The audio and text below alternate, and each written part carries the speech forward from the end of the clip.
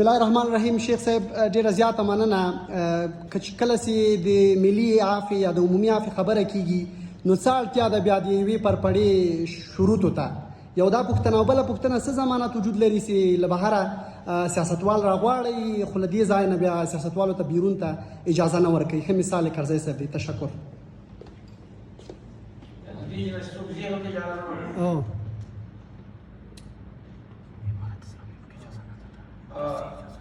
موږ خو دا کوم لایحه شوې چې تاسو واورېدله په دې کې افغانان چې راشي افغانان مطلق ازادي لري، په هېڅ چا باندې محدودیت نشته. د کرزي صاحب د راګرځېدو خبره ماته دقیقا نه معلوم نه لرم له کمیسیون سره کوم خبره شوې شوې.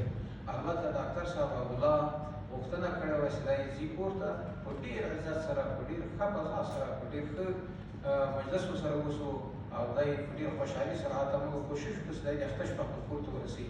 تاسو ویلي چې هغه پرېږده په کور کې په ښه عزت سره تللی انشاءالله بېرته راځي. ډېره مننه.